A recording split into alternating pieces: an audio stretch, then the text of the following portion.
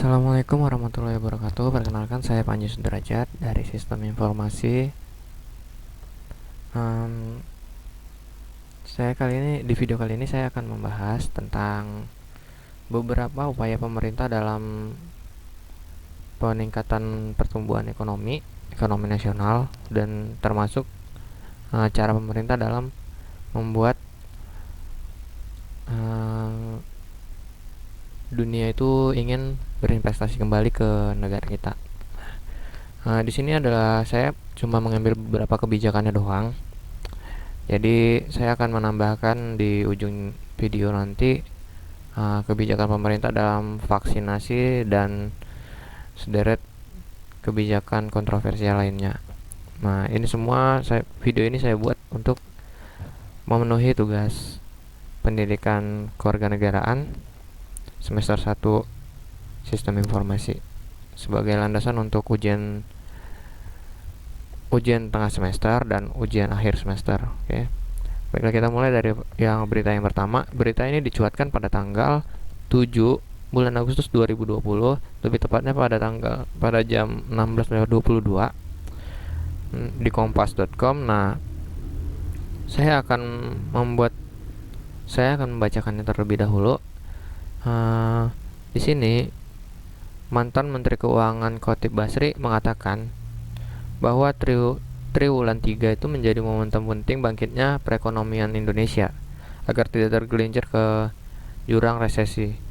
Nah, sejumlah pakar ekonomi pun berpendapat pembukaan aktivitas ekonomi di tengah COVID-19 mampu mendorong pertumbuhan ekonomi.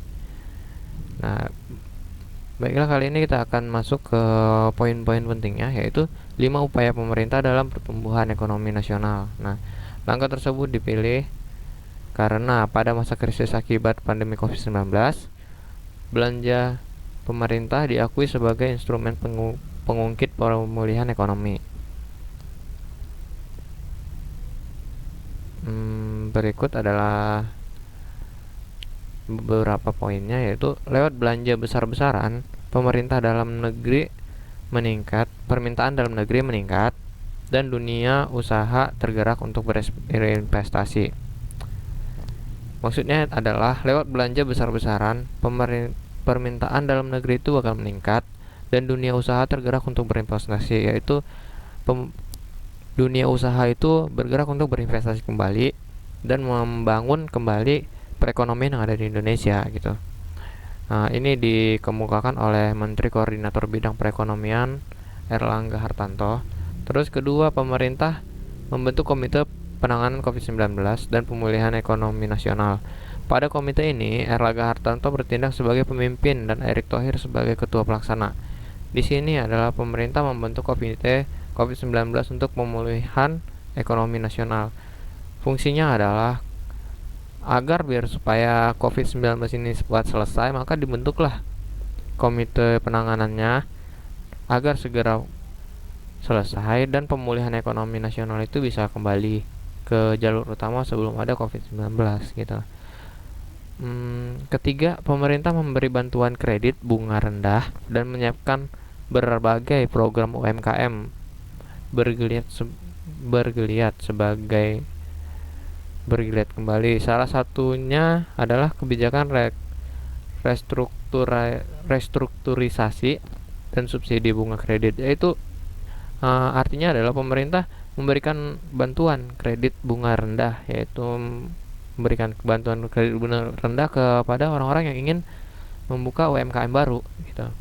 Dan ini menurut saya adalah satu langkah baik, satu langkah bijak buat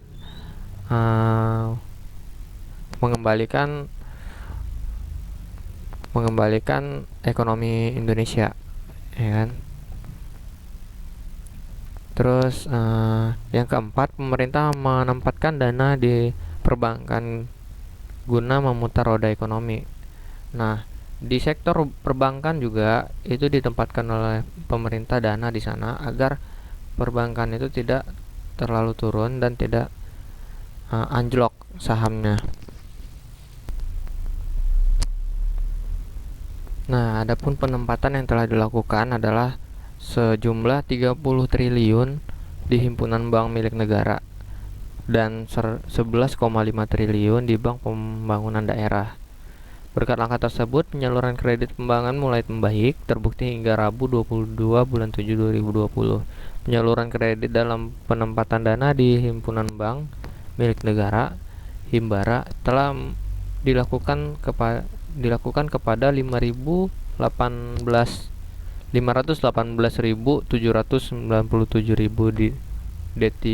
debitor. Debitur itu adalah cabang-cabang yang bank-bank milik negara ini dengan nilai mencapai 43,5 triliun. Nah, itu tadi merupakan langkah-langkah yang dilakukan pemerintah dan menurut saya itu adalah langkah-langkah yang baik menurut saya, karena seperti yang kita tahu, karena COVID-19 ini semua perekonomian itu mulai hancur dan porak-poranda karena semuanya di PSBB. Sebenarnya kebijakan-kebijakan ini adalah kebijakan yang sangat-sangat membantu dalam kehidupan masyarakat. Tapi ada beberapa kontroversial yang dilakukan oleh masyarakat, kayak mereka itu tidak tertarik untuk ke arah situ. Jadi kesadaran masyarakat akibat pandemi COVID-19 ini masih sangat kurang gitu. Baiklah, kita akan masuk ke berita yang selanjutnya. Berita yang selanjutnya datang dari Detik Finance. Nah, di sini berita ini dicuatkan pada Kamis tanggal 17 Desember 2020. Nah, keputusan Presiden Joko Widodo yang menetapkan semua vaksin COVID-19 di Indonesia gratis, menambahkan daftar kebijakan pemerintah yang cepat berganti. Perubahan keputusan itu diambil setelah Jokowi menerima masukan dari berbagai kalangan. Dalam catatan detik.com, pemerintah sudah beberapa kali mengubah arah kebijakannya secara tiba-tiba atau cepat. Termasuk vaksin, setidaknya ada 7 kebijakan di era Presiden Jokowi yang pernah diubah dalam waktu singkat setelah ditetapkan. Nah, ini contohnya kayak satu, vaksin. Awal pemerintahan, penetapan program vaksinasi dibagi dua, yaitu vaksin pemerintah dan vaksin mandiri. Untuk vaksin pemerintah akan diberikan gratis. Untuk vaksin pemerintah akan diberikan gratis untuk para tenaga kesehatan hingga aparat TNI Polri. Sedangkan vaksin mandiri disiapkan untuk masyarakat yang luas dan harus dibeli. Nah, ini menurut saya nggak cocok, sedangkan karena inilah awalnya itu vaksinasi itu ditolak oleh banyak kalangan masyarakat karena harus dibeli. Sedangkan vaksinasi untuk pemerintah itu diberikan gratis gitu. Nah, sedangkan yang paling banyak di kalangan masyarakat itu masyarakat itu sendiri, nggak harusnya pemerintah yang gratis gitu. Sedangkan setelah vaksin Sinovac tiba di Indonesia, muncul polemik tentang vaksin tersebut. Beberapa pihak membandingkan vaksinasi yang di negara lain yang memberikannya secara gratis.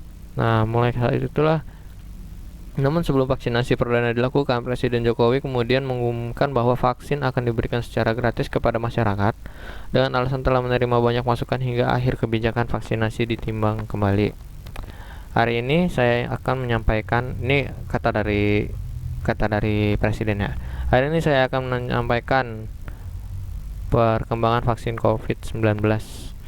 Jadi setelah menerima banyak masukan dari masyarakat dan setelah melakukan kualifikasi ulang, melakukan perhitungan ulang mengenai keuangan negara, dapat saya sampaikan bahwa vaksinasi COVID-19 masyarakat adalah gratis.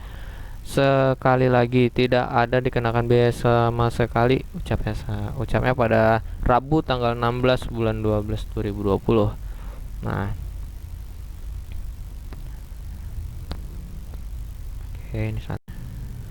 Oke, di sini saya akan membahas dulu yang poin pertama tentang vaksinasi. Nah, vaksinasi itu diberikan gratis, tapi kenapa masih banyak masyarakat yang tidak ingin divaksin? Karena vaksinasi itu dia belum disahkan secara klinis. Apakah itu emang benar-benar vaksin yang tidak berefek samping atau apa?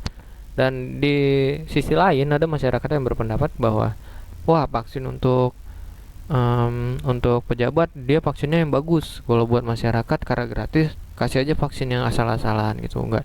Sebenarnya banyak pendapat masyarakat seperti itu, dan saya sendiri juga masih ragu atas vaksinasi ini, karena ya seperti kita tahu dari awal juga udah dikasih tahu gitu. Awalnya menetapkan program vaksinasi dibagi dua, yaitu vaksin pemerintah dan vaksin mandiri. Nah, vaksin pemerintah dan vaksin mandiri, apa bedanya vaksin pemerintah sama vaksin mandiri gitu kan? Maksud saya ya nggak usah dibeda-bedain gitu. Pemerintah pakai vaksin ini, nah ya masyarakatnya juga pakai vaksin ini gitu. Walaupun harganya itu ya sama-sama tinggi gitu. Nah, kalau misalnya kayak gini vaksin pemerintah dan vaksin mandiri, otomatis ya kayak orang-orang memikir, ah berarti vaksin pemerintah yang lebih bagus daripada vaksin mandiri dong untuk ke masyarakat luas. Ya emang seberapa penting sih masyarakat itu? Sebuah negara juga kalau nggak ada masyarakatnya nggak bakal jadi negara. Masa iya di sebuah negara cuman ada pemerintahnya doang, masyarakat nggak ada, mereka mau suka-suka hati gitu? Enggak. Ini demokrasi. Kalau misalnya kita harus demokrasi sesuai dengan Pancasila sesuai dengan Pancasila, maka harus adil dong. Pancasila, nah harus adil dong. Berarti vaksinasi pemerintah ini harusnya vaksin yang dipakai oleh masyarakat juga, jangan dibeda-bedain gitu. Nah itu sih masukan saya buat vaksinasi ini. Terus libur cuti bersama, kalau buat libur cuti bersama, sebelumnya pemerintah menggeser cuti bersama Idul Fitri, baik PNS, pegawai BUMN, swasta. Sedangkan untuk tanggal 22 Mei-nya ditetapkan sebagai cuti bersama. Namun pada rapat terbatas tentang cuti bersama tahun 2020 pada Mei lalu yang dipimpin oleh Presiden Joko Widodo, diputuskan untuk membatalkan cuti bersama 22 Mei 2020. Keputusan itu pun tertuang dalam SKB yang baru. Tak hanya itu, sikap pelin-pelan pemerintah juga terlihat adanya rencana untuk kembali menggeser tanggal cuti bersama yang sudah ditetapkan pada Desember 2020. Namun pada akhir 1 Desember 2020 kemarin, pemerintah memutuskan untuk memangkas libur panjang akhir tahun sebanyak 3 hari. Alasannya karena masih tingginya tingkat penularan COVID. Nah, ini adalah satu respon positif dari pemerintah atas masyarakatnya, karena memang dengan adanya libur yang lebih banyak daripada yang libur ditetapkan oleh pemerintah, maka tingkat penularan COVID-19 itu maka akan lebih tinggi. Nah, dan pandemi COVID-19 ini tidak akan berakhir gitu. Dan ini adalah salah satu cara pemerintah dengan cara pemangkasan libur akhir tahunnya sebanyak 3 hari. Ya walaupun kita tetap bekerja namun dari rumah gitu kan, karena emang lagi COVID juga gitu kan.